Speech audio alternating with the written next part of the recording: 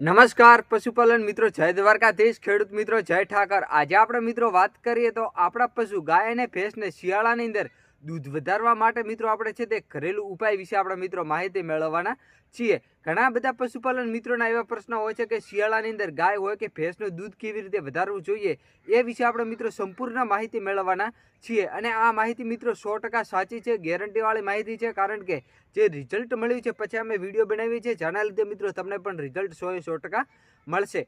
આપણે મિત્રો પશુને છે તે ઘણો બધો આપણે ખર્ચો કરીએ, બહારથી કેલ્શિયમ લાવીએ, મિનરલ મિક્સર નાખીએ, ઘણા બધા મિશ્રણ દાણા નાખીએ, તેમ છતાં પણ આપણી ગાય હોય કે ભેંસનું દૂધ છે તે મિત્રો વધતું નથી। કોઈકની કોઈક જગ્યાએ મિત્રો એવી ઉણપ રહે છે જે દૂધ હોય તેના કરતાં પણ મિત્રો ઘટવા લાગતું હોય છે। તો આપણે મિત્રો છે તે 3 થી 4 વસ્તુ એવી કહેવાના છીએ કે જે વસ્તુ આપણે ગાય હોય કે ભેંસને જો સતત 10 દિવસ સુધી નાખવામાં આવે તો આપણી ગાય હોય કે ભેંસનું દૂધ છે તે આપણે મિત્રો 100% વધારી શકીએ છીએ। અને મિત્રો આ વિડીયો છે તમામ ભાઈઓ સુધી શેર કરો, જે ભાઈને ગાય અને ભેંસનું દૂધ વધારવું હોય તે ભાઈ સુધી આ વિડીયો શેર કરો, જેના લીધે આ વસ્તુ પશુને આપી અને એમની ગાય હોય કે ભેંસનું દૂધ છે એ પણ મિત્રો વધારી શકે। સૌથી પહેલાં તો આપણે મિત્રો વાત કરીએ તો 10 દિવસ માટેની આપણે ફોર્મ્યુલા બનાવી રહ્યા છીએ, જેની અંદર છે તમારે 100 ગ્રામ મેથી સવાર અને 100 ગ્રામ સાંજે મેથી છે તે પાણીની અંદર ઉકાળીને મિત્રો આપણા પશુને આપવાની રહેશે। સતત 10 દિવસ મિત્રો તમારે આપવાના રહેશે, એટલે દરરોજની 200 ગ્રામ, 100 ગ્રામ સવારમાં અને 100 ગ્રામ સાંજે પાણીની અંદર ઉકાળીને પશુને આપવાની રહેશે।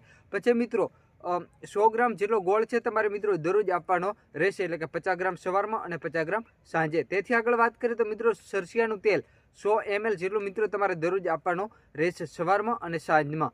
ને મિત્રો 50 ગ્રામ નમક દરરોજ આપવાનું રહેશે, 25 ગ્રામ સવારમાં અને 25 ગ્રામ સાંજે। તેથી આગળ વાત કરીએ તો 50 ગ્રામ જે મિત્રો મીઠા સોડા આવે છે, જે આપણે ખાવાના સોડા છે, સોડિયમ બાયકાર્બોનેટ, NaHCO3 આવે છે, બ્રેકિંગ સોડા, એ મિત્રો તમારે છે અઠવાડિયાની અંદર 3 દિવસ પશુને આપવાના રહેશે, જે 50 ગ્રામ છે।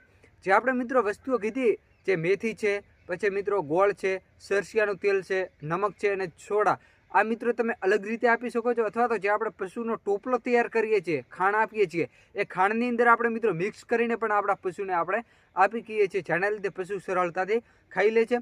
ગોળની અંદર મિત્રો વધારે પ્રમાણની અંદર કેલ્શિયમ હોવાને લીધે દૂધ વધે છે અને ફેટની ટકાવારી પણ વધે છે। અને મિત્રો આવા દરરોજના વિડીયો જોવા માટે તમે અમારી યુટ્યુબ ચેનલ ખેતીવાડી યોજનાને સબસ્ક્રાઈબ કરો। તમે મિત્રો કયા જિલ્લાના વતની છો, તમારે આવનારો વિડીયો છે તમારે મિત્રો દૂધ વધારવા માટે જોઈએ છે કે ફેટ વધારવા માટે, એ પણ મિત્રો તમે એમને કોમેન્ટ કરીને જણાવો, જેના લીધે જે કોમેન્ટ વધારે આવશે એ ઉપર આપણે મિત્રો વિડીયો બનાવીશું। ફરીથી મળીશું મિત્રો એક નવા વિડીયો સાથે, નવા એક ટોપિક સાથે। જય દ્વારકાધીશ, જય ઠાકર।